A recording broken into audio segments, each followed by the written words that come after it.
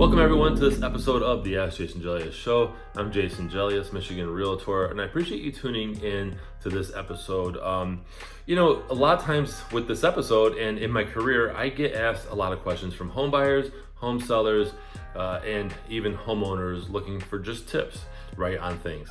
And so I wanted to share in this episode some questions I took note of that I've gotten from renters. And renters have a lot of questions as well. Matter of fact, I've got 7 questions that renters have asked me, and they should be asking, right, before they decide to rent a home or even an apartment or whatever it is, right, co-op, whatever it is. So let's go ahead and dive into these questions. So the first one is, are utilities included in the rent? And if so, which ones? Most rental properties have utilities that are included, and they cover heat and water, hot water, actually, things like that. But the renters are typically responsible for the electric and gas costs. However, some buildings have unique policies, and this is why you want to ask this question. Water may be included in a flat fee or handled differently. So be aware. You should reach out to the landlord or the property manager and get answers to this question about, are utilities included in the rent? The second one is, can I make repairs to the unit? Can I make repairs to the house I'm renting, apartment? What can I do? Can I fix up something? Can I renovate? Although, don't ever renovate a place you're renting. That's just my opinion. In most cases, a renter's lease outlines which repairs are the landlord's responsibility and which are the tenant's. If the renter or tenant wants to complete repairs on their own, it's best to ask the landlord before doing so. They might approve the repairs and even cover some of the costs for them. They might be like, you know what, this helps me out because, the tenant wants to update the kitchen floor or the kitchen cupboards, whatever they want to do. They want to, change the walkway outside. Now you gotta be careful on this one. I want to share with you something that I came across in my career, and that's I was helping somebody who wanted to purchase a home, and they were renting a home, and they completely renovated the kitchen floor, added in nice tile and everything, but they didn't ask the landlord, and the landlord said, I'm not paying for that. I'm glad you did that, but I'm not covering any of the costs. I'm not giving you money back, whatever the case is. And the tenant was mad. But really the tenant had no reason to be mad because they didn't consult with the landlord first. So you want to consult with the landlord and say, hey, I'm looking to renovate, or I would like to. Would you help with some of the costs? It's rare that they'll actually cover all of the costs, because if they don't have to, why would they? Number 3, is a guarantor or co-signer required?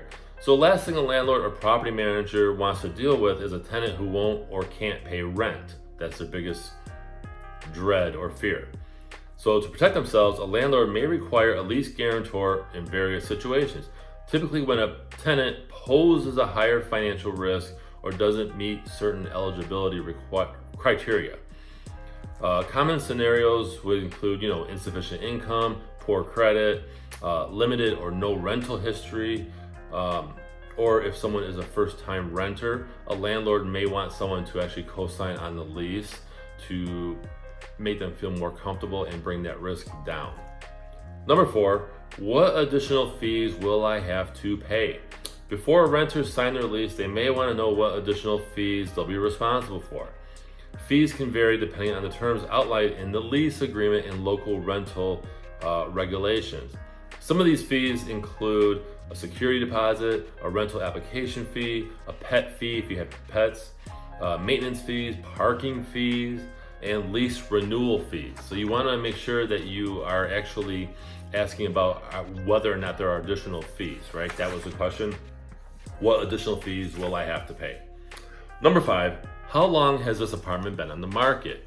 Has this apartment been on the market, or even home in this case, right?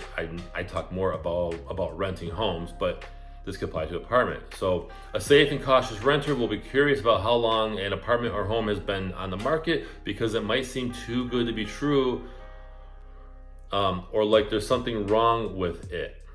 It's kind of like when you have a home for sale and it's been on the market for a while. Why has it been on the market for a while? Is there something wrong with it? It looks beautiful, right? The home looks beautiful, but what's wrong with it? Is there something, that caused it to, let's say, deter buyers? Or in this case, other renters? Ask the question. How long has this apartment or home been on the rental market? Number 6, does the landlord live in the building? You want to know this because some landlords are pretty much like stalkers, right? They want to make sure that you are, like, you will get some that don't care as long as you send in that check, but others might be too involved in you renting a place. But a renter may ask you if the landlord or property manager lives on premise to evaluate how quickly repairs and other issues might be addressed. That's a fair question. If you're renting an apartment, many times there's not the landlord, but the maintenance guy lives on the property. He gets a deal, or he gets to rent for free. If something happens to the unit, they're usually on site fairly quick. That's not the case with a home. So you just want to make sure that the landlord lives or doesn't live in the building, so you get an idea of how fast they will take care of repairs or issues. And by the way, you can ask if there's a property manager involved, which many times they react faster.